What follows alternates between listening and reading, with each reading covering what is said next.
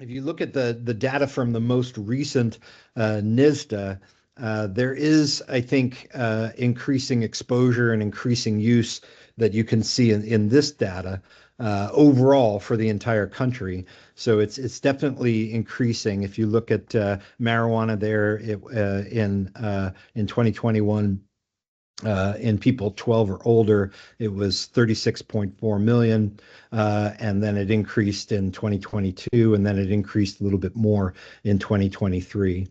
If you look at past year illicit drug use and you section them out by marijuana, there's no doubt about it. There's an increase in use over time. Straightening out a little bit, leveling off a little bit, but it's still a problem. Also, the way people use cannabis is extremely important. The formulation of how people are using it has really switched, especially in younger people, over to vapes. And as much as I hate to admit it, there does seem to be vaping nicotine or vaping cannabis is safer than smoking it. There's something about the combustion, something about the smoking that really causes a problem. But if you look at the jump in people who vape from 2021 to 2022, it was rather large, and it's still going up. And so that proportion of people who use cannabis by smoking it and people who use cannabis by inhaling the vapors, that's very dynamic. Okay, I think I'm just going to kind of move on here, but I want you to have those numbers. So, when you're talking about the products, it's a huge range of ways that people can encounter these products, especially in states that have legalized it for use. So some people simply smoke it, some people inhale the vapors, some people eat it. There are even topical applications, and I expect that those products will grow in complexity. So I'm going to just move on here. Now, the question over whether it's a gateway drug is difficult because it keeps swapping. So for a long time, there was good evidence that it was a gateway drug. Then that seemed to reverse. And now it seemed to now the evidence is stronger that using cannabis does increase risk for the use of other drugs down the road.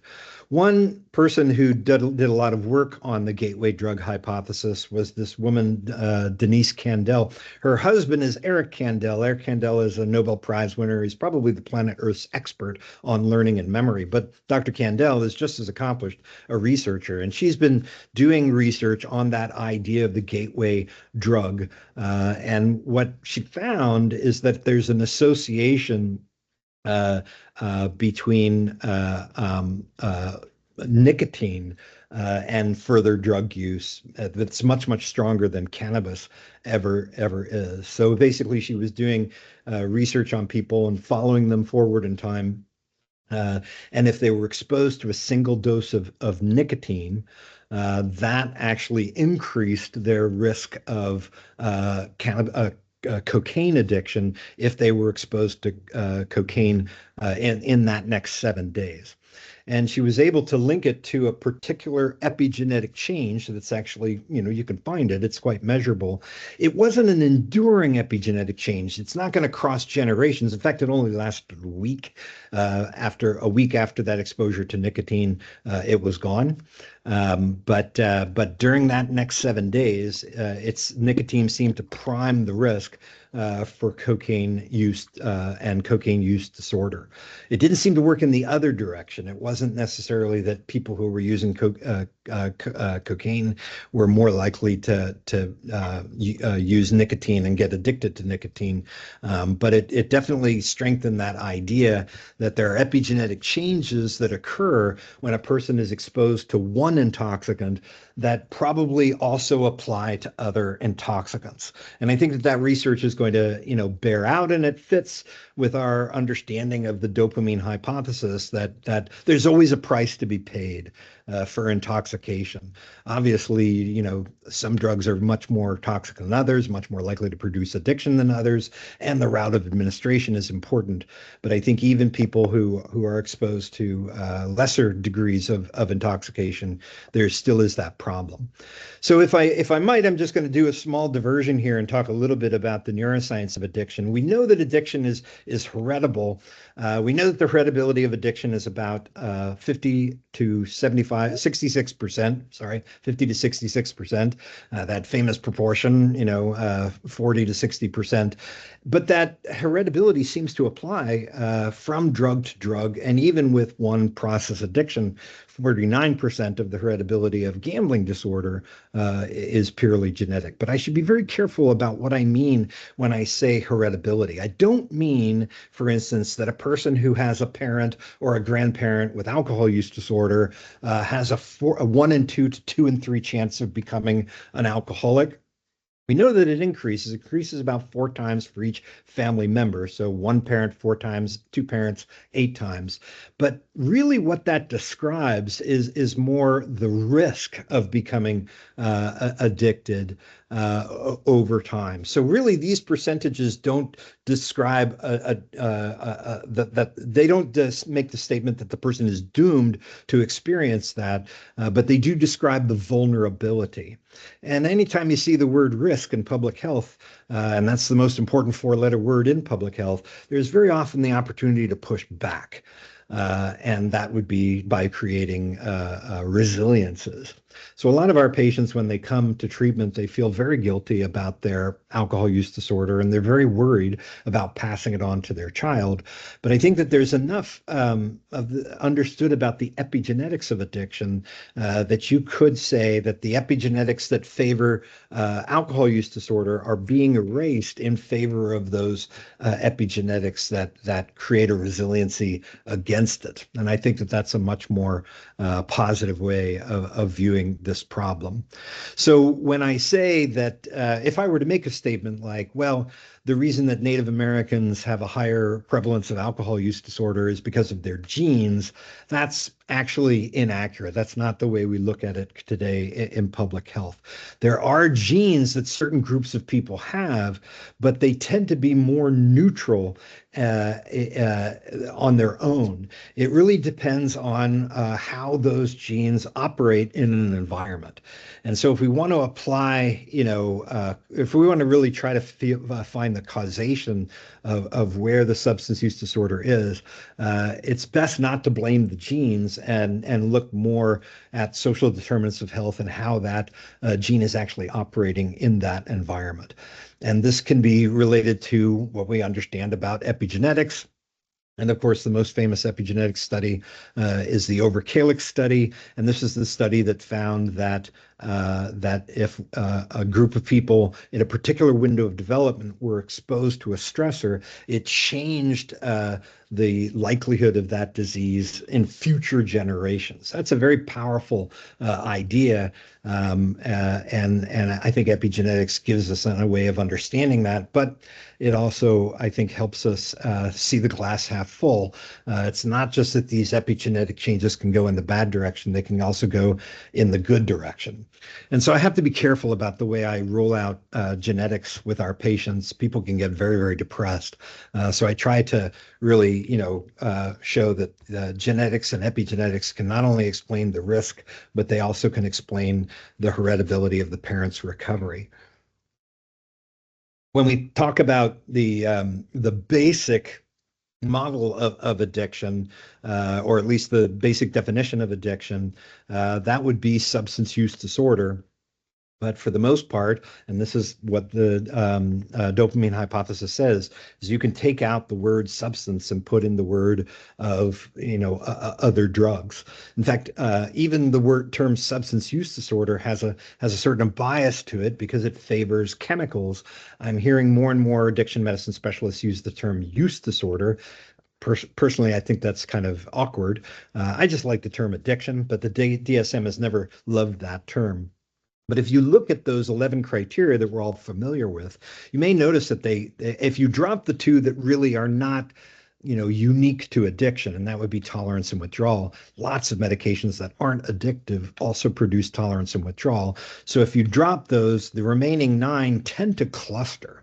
They cluster into problems of valuation, and that's best explained by what's going on in the dopamine system. So the brain has a value calculator, and in addiction, something goes wrong with the math.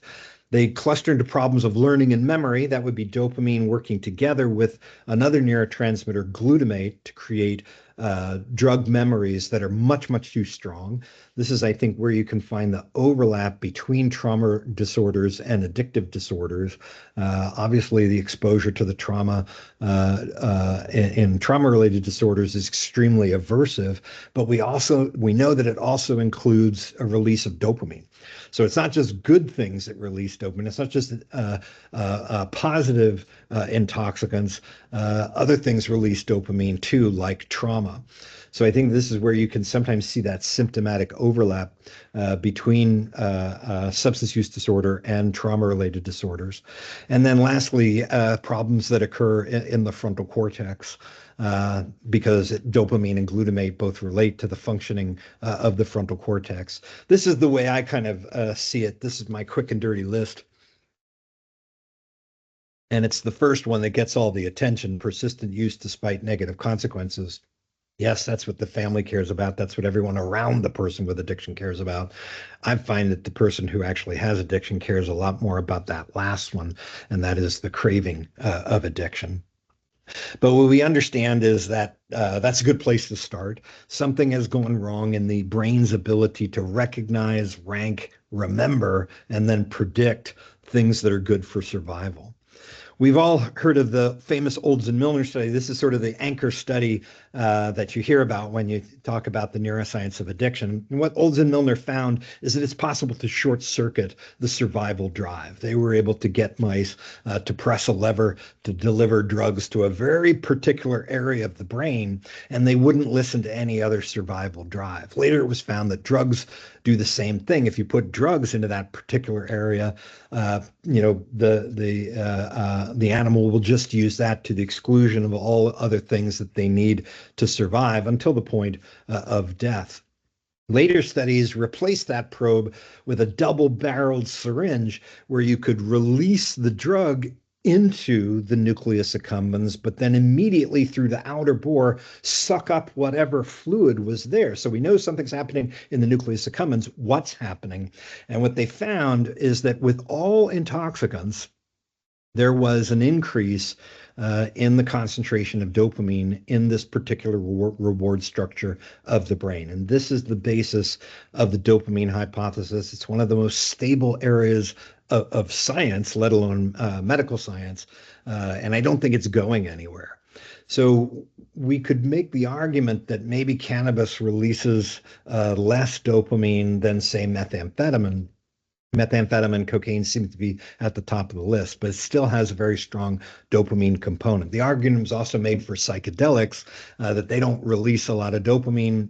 Well, they do the first time they're used because novel things also involve dopamine release. But if you can understand this concept, this next concept I'm about to talk about, I think you'll understand so much about what drives the behavior of people with addiction. It's not just the fact that dopamine increases, it's the rate of increase that's very, very important.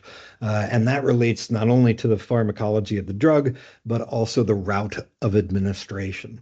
What people want to do is go from a state of high need, high stress, to a state of relief. And the faster you go from that lower point to that upper point, the higher the likelihood of creating addiction for that intoxicant. So I think this is why we need to think about, okay, if we're trying to analyze the harm of smoking cannabis versus vaping cannabis versus edibles, now perhaps you can see that edibles are going to carry much less risk because of the way they come on.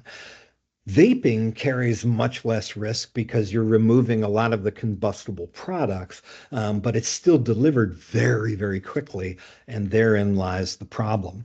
So if you kind of drill down and look at the dopamine map there, and that green arrow I showed you earlier, that's this green arrow, really talking about the change in concentration of dopamine in this particular synapse in the nucleus accumbens as being the brain's value calculator.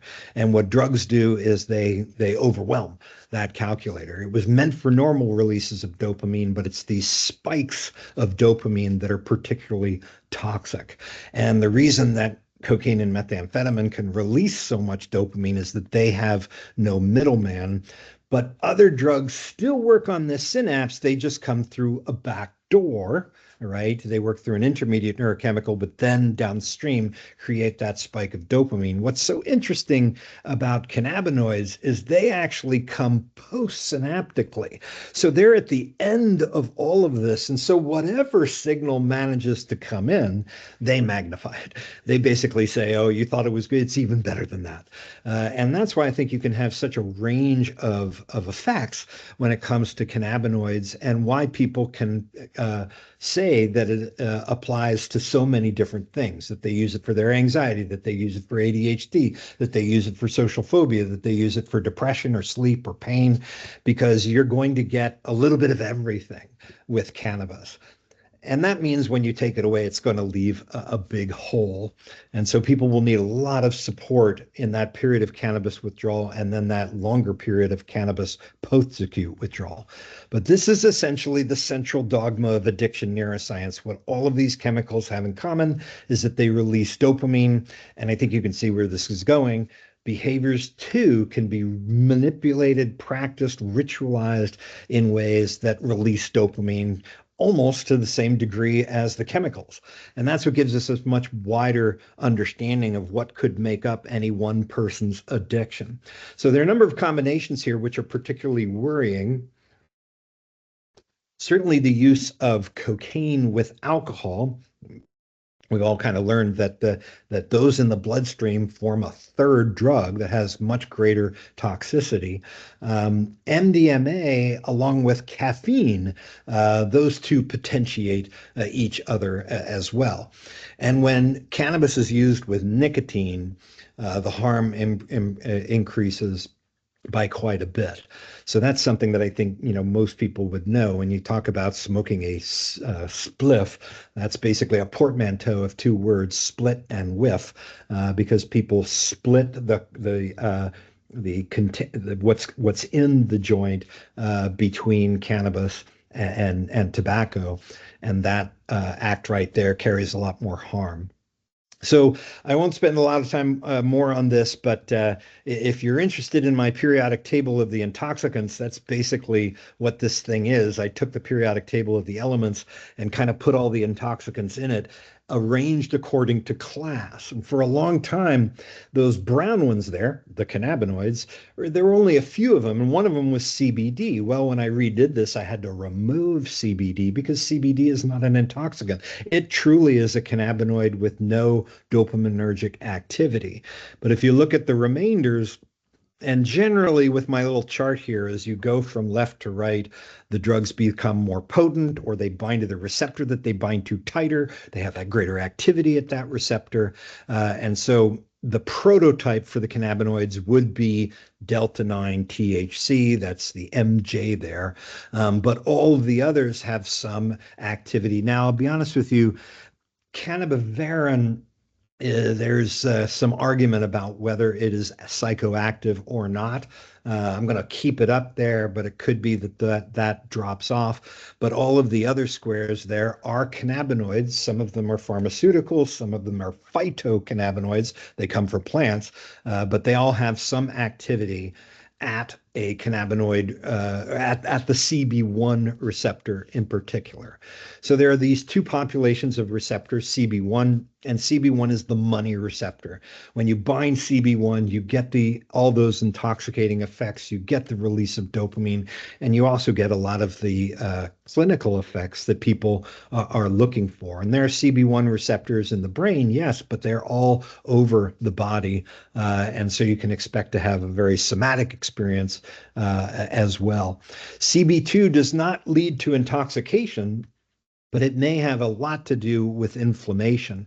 And that's why cannabidiol, which acts at CB2, may have some role in the treatment of inflammation in the future.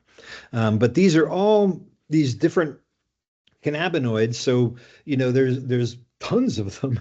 And when a person smokes a cannabis cigarette, burns a cannabis leaf, it creates this massive release of not just cannabinoids, but also terpenes and other chemicals. And they all go into that particular effect for that particular person. So we have two areas of extreme variability. One is what a person is being exposed to at any one use session of cannabinoids, but then there's also all the differences that they can personally have with cannabinoids. And this is why I think that patient-centered, curious approach that clinicians can take on to essentially try to get around the resistance that a person might have to ever stopping cannabis, I think where it can be really helpful.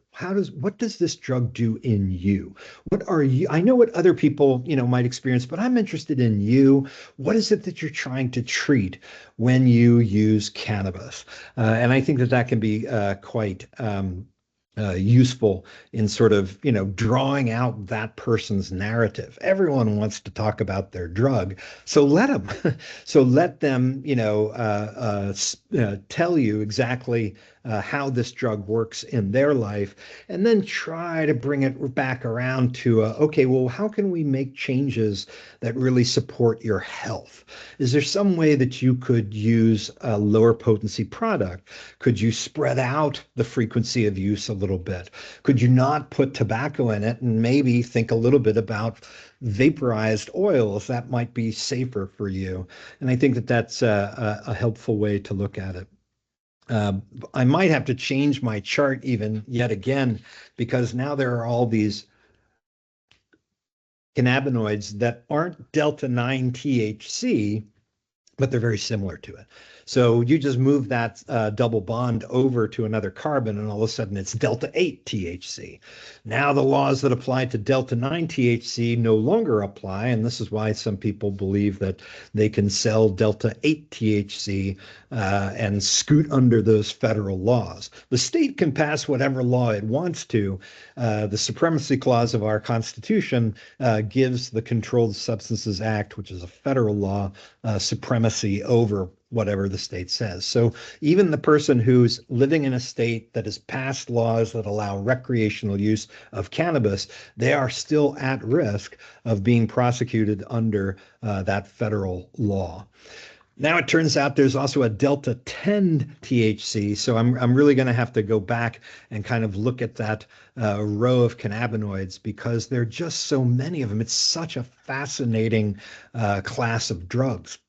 And it's a fascinating class of drugs, fascinating class of chemicals, because it works very similarly to this chemical that is a basic building block in almost every tissue that we try to create.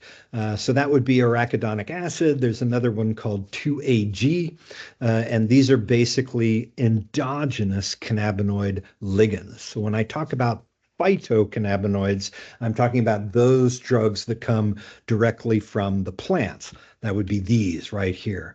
When I talk about the endocannabinoids, I'm talking about the cannabinoids that we make ourselves, because we do. every time you see a receptor, you can assume that the reason it's there is because the body makes an endogenous ligand. So that was the thinking behind finding the mu opioid receptor. Hey, maybe the brain makes its own opioid peptide, which is called beta endorphin.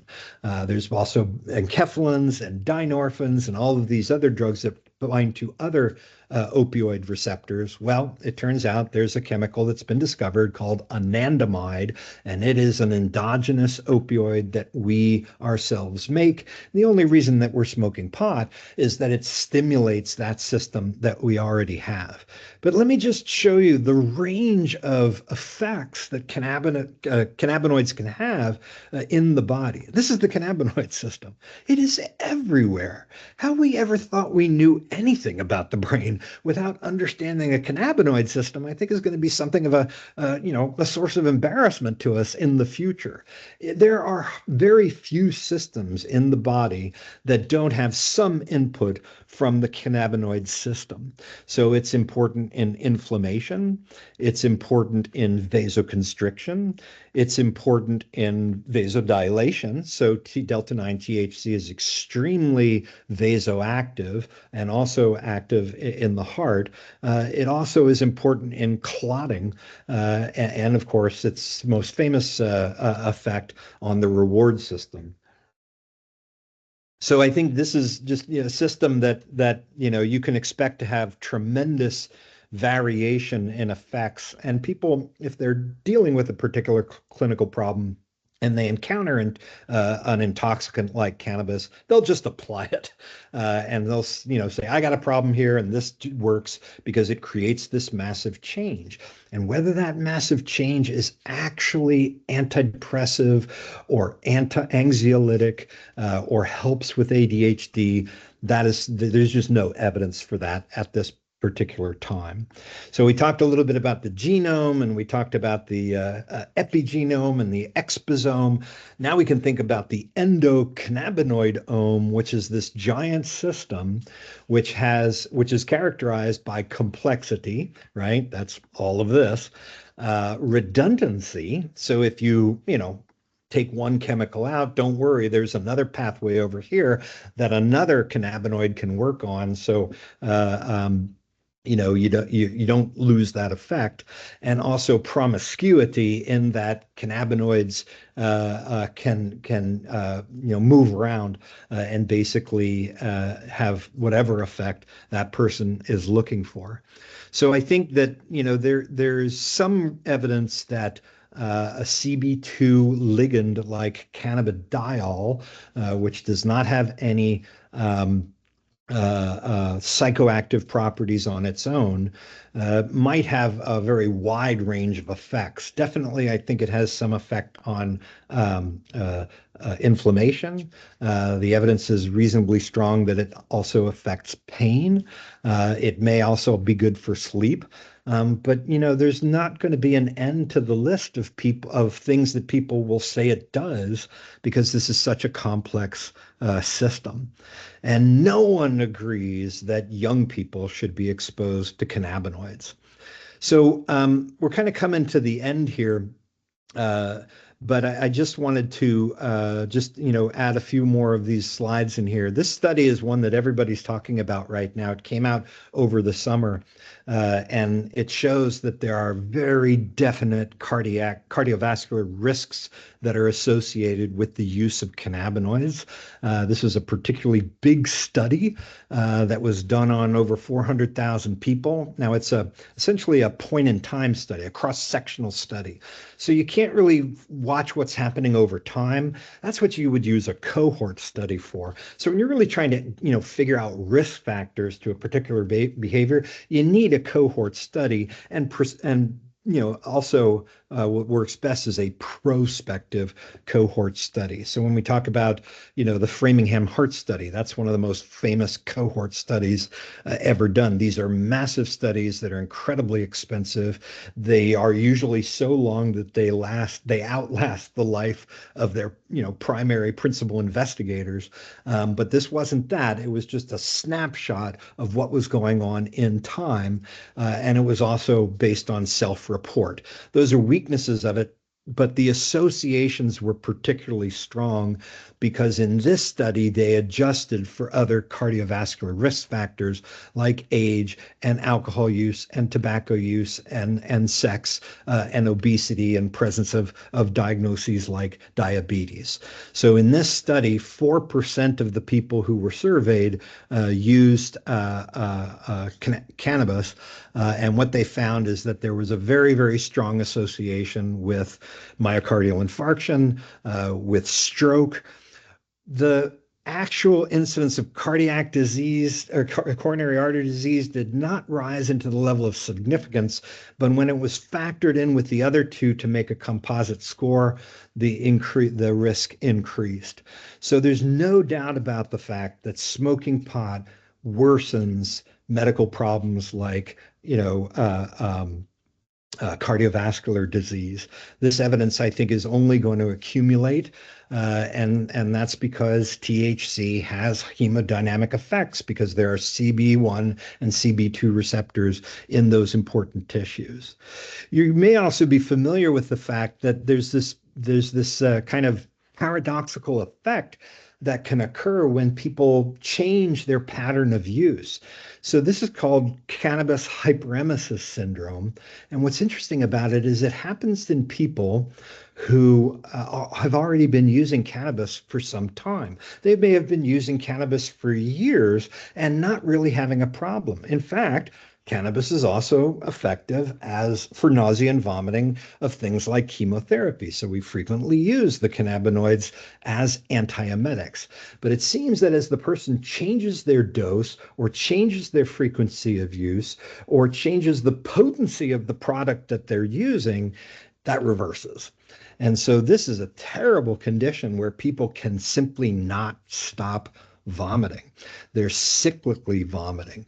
There doesn't seem to be any problem, with their gut, although there may be cannabinoid receptors that are being activated in the gut. So it's hard to know, is this central or is it in my GI system itself? But this is just a repeated, vomiting that nothing seems to work on. Typical antiemetics don't seem to have an effect.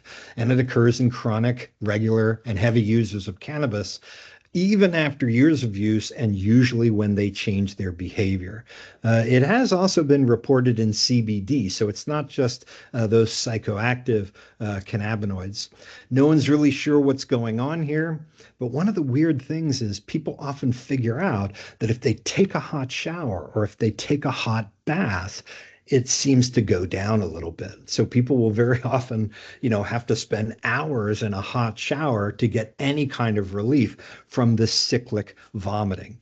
There are treatments that you can do. First of all, fluid resuscitation is very important, but sometimes haldol can work. The good news is if the person is willing to stop using cannabis, it goes away. And it goes away pretty quickly, usually within a day or two, but you got to stop. And this is where this conversation can get a little dicey because people refuse to associate this vomiting with their cannabis use. But generally when people stop, it goes away. And if they try to start up again, it comes back. And so this is just, one more piece of evidence of the complexity of this system. There really is cannabis use disorder. There really is cannabis withdrawal. And if you basically take those DSM criteria and just put in the word cannabis, you get essentially the same phenomenon. And so it is, I think, a solid thing that you can say that cannabis is addictive. And I think that that's slowly starting to incorporate itself and infuse into the cannabis culture. Because it's just so strong. Just to finish up here, there is a very large increase in the risk of psychosis, especially for young people. It does seem to unmask schizophrenia, and we haven't really figured out how cannabis figures into impaired driving. So it's easy with alcohol. You just can use a breathalyzer, and the concentration of alcohol in the blood correlates very, very well with the degree of impairment. But because the cannabinoid system is so complex and because there's so many different cannabis products, it's very, very hard to nail that down.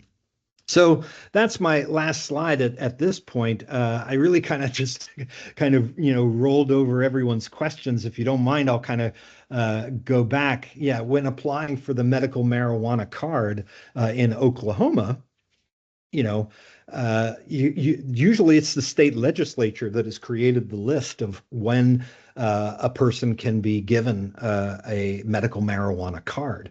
And that's not, a clinical decision, and it varies from state to state. I will say that there was a particularly good podcast on the use, and in New York State, you can actually certify a person for a particular use to use cannabis. So the term medical cannabis has a lot more meaning in the state of New York. And they were talking about this one doctor and how they essentially, with the patient, went back and really tried to figure out how much cannabis are you being exposed to, what milligram dose are you taking in on a daily basis. And they got into very, very fine detail about the actual practices of each individual patient. And looking at the milligrammage, it was huge. It was grams of cannabis per day. And therein lies the problem. If the person really wants to have that clinical effect, they're going to have to back up on the dose considerably. And now we're into the conversation where a person, may not like the idea of using less frequently, or using, a different formulation, or using a lower potency. All right.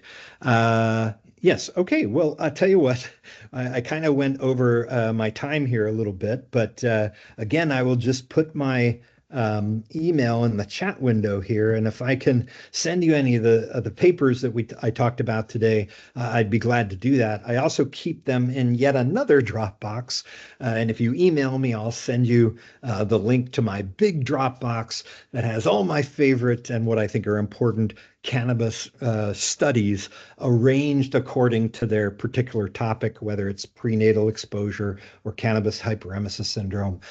So I hope this was helpful. It's a fascinating area. We're going to have to, all just be really willing to learn from our patients, and ask them lots of questions, and be really, really open to their narratives, because they often have, a lot that they can teach us about this particular class of drugs.